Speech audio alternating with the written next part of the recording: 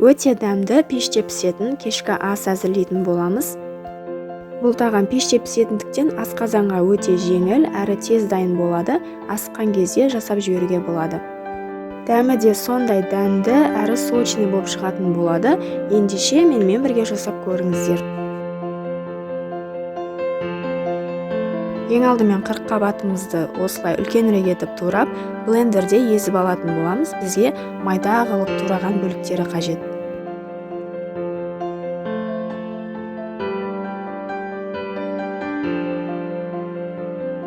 Мен бұл тағамға кеткен барлық ингредиенттерді төмендегі описание бөліміне қалдырамын. Сол жақтан қарап оқи аласыздар.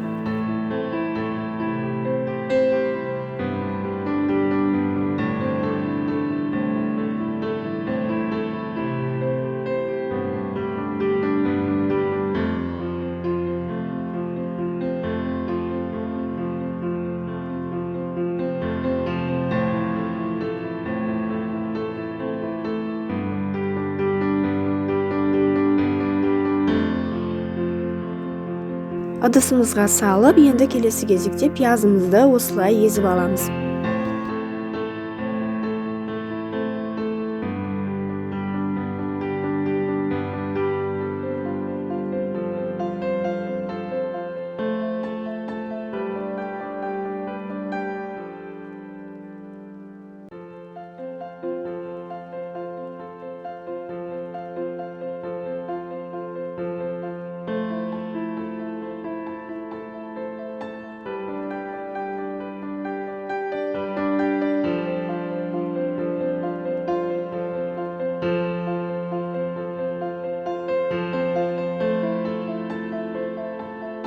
Енді бізге бір дана сәбіз қажет болады. Негізінен сәбізді үккіштен өткізіп алсаңыздар да болады.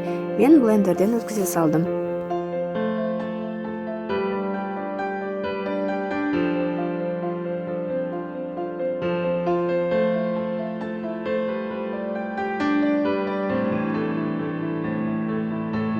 Үстіне тартылған етімізді саламыз. Менде сиырдың еті, өздеріңіз қалаған еттеріңізді салсаңыздар болады.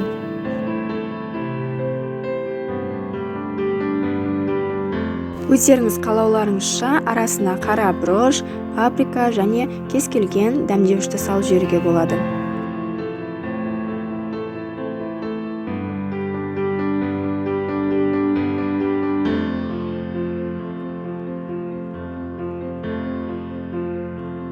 Осындай бір бума аскөктің жартысын турап қосып жібереміз.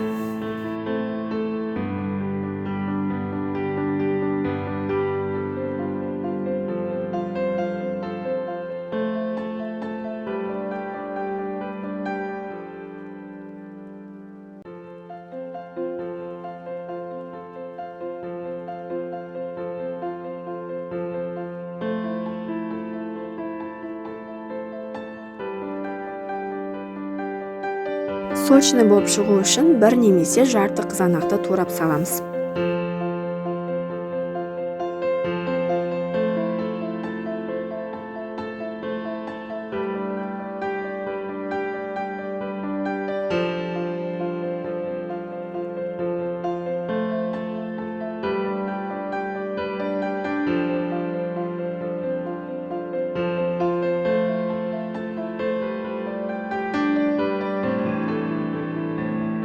Достар, егер сіздерге менің видеом пайдалы болса, каналыма тіркеліп, подписка батырмасын басып, видеоларыма лайк, комментарий жазып кетіңіздер.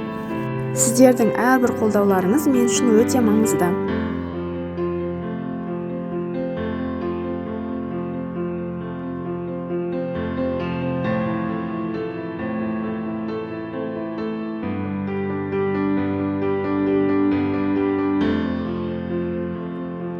Енді дәміне қарай тұзын салып, барлығын жақсылап араластырып аламыз.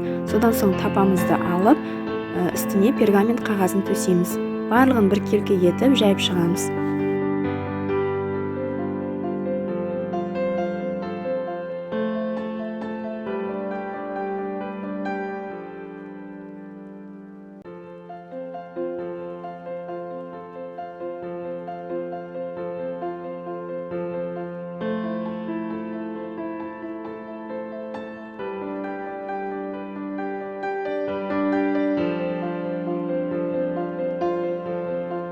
Үстін осылай қасықпен тегістеп басып шығамыз және 200 градус қызып тұрған пеште 30-35 минут шамасында пісіріп аламыз.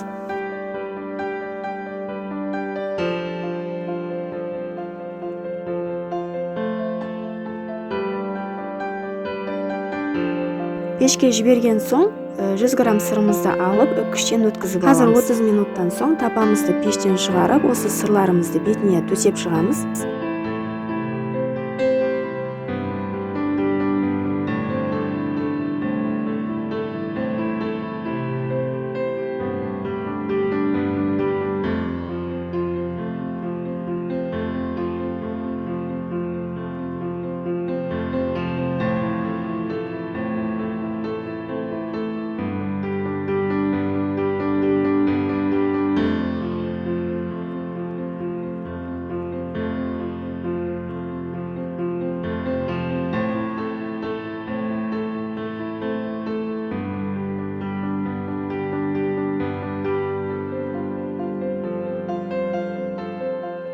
Сыр еріп, беті қызарғанға дейін тағы да 10-15 минут шамасында пешке салып аламыз. Біздің кешкі асымыз осымен дайын болды. Өте дәмді болып шығады. Осындай мен 9 бөлікке бөліп алдым. Отбасыларыңызға жасап, қуантыңыздар, ас болсын. Сіздермен бірге болған Әсел. Видеоны соңына дейін қарағандарыңызға үлкен рахмет.